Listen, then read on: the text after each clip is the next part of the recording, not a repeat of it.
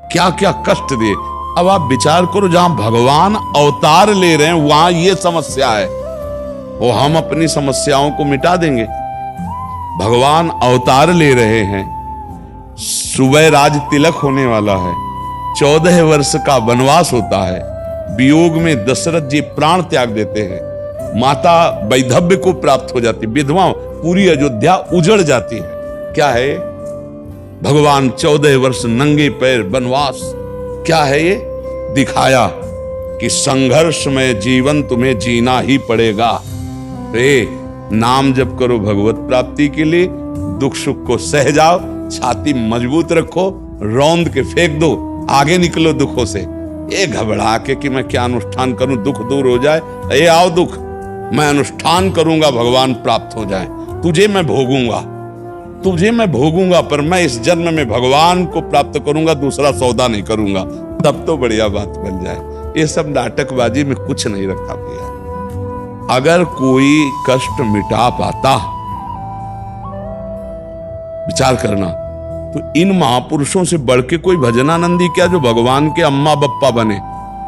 हम तुमको खुली बातें बता रहे, इनसे बढ़ के कोई भजनानंदी महात्मा होगा जिनके भजन के प्रभाव से अखिल कोटि ब्रह्मांडों का पिता बालक बनने आया है। वहां भी समस्या ही समस्या रही नहीं रहे, तो हम समस्याओं को हटाने की कोशिश नहीं, समस्याओं से जूझने की कोशिश करें और भजन करके भगवान को प्राप्त करें। मुझे तो यही समझ में आया है। देखो, ऐसा देखा गया है कि आपका कैंसर हमने ले लिया, आप कैंसर रोग रहित हुए, लेकिन मेरे कैंसर हो गए, फिर उसे मुझे भोगना, ये तो हमने देखा है, इसमें हमें कोई संशय नहीं।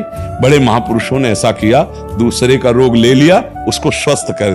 तो इसलिए हम सबसे प्रार्थना करते हैं, इस चक्कर में मत फंसो कि हमको कोई जादू मिल जाए, कोई मंत्र मिल जाए, कोई अनुष्ठान मिल जाए, मैं दुखों से मुक्त हो जाऊं। हम ये बात कह रहे हैं कि जिन्होंने इतना भजन किया कि भगवान जो जगत का बाप है उसको बेटा बना लिया, उनको भी संघर्ष में जीवन व्यतीत करना पड़ा। आप देखो ना, चरित्र पढ़ के देखो, चाहे आप जो अवतार लीला देखो, हम आपको उसी में बता दें, तो आप भी भगवान के अंश हैं।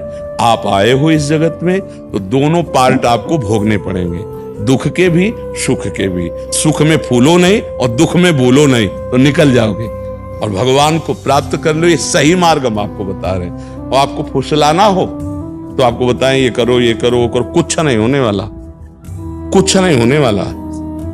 अगर सबको ये पता होता दुख मिटाने की बात, तो कभी दुखी नहीं होता। ध्यान रखना, आप विचार करके देखो ना, जैसे बोले इतना करो तो हो जाए, तो उसे कहो तुम देखो अपने हाथ की रेखा, कि फुटपाथ में बैठे 10-20 के लिए तुम दुकान लगाए हो, तो अपने हाथ की रेखा देख के करोड़पति क्यों नहीं बन जाते। हम नाटकबाजी का विरोध करते हैं। हाँ, अब हम जो सच्चाई की बात करें, राम राम कृष्ण कृष्ण हरि हरि राधा राधा, भगवान का नाम जप करो, वो तुम्हें दुख सहने की सामर्थ्य देंगे, वो तुम्हें ऐसी बुद्धि देंगे कि तुम माया से निकल जाओगे। ये सत्य बात है। भगवान ही समस्त दुखों को मिटाने की सामर्थ्य रखते हैं। जैसे ऐसी हालत में भी हमारी दिनचर्या चल रही है, ऐसी हालत में भी हम आपके सामने प्रवचन कर रहे हैं, आपसे बात कर रहे हैं, ये मेरे भगवान की कृपा है, ये मेरा कर्म है और ये मेरे भगवान की कृपा। दोनों चीजें देखो, ये भगवान की कृपा। हम इस बात को सबको जनाना चाहते हैं कि तुम चुट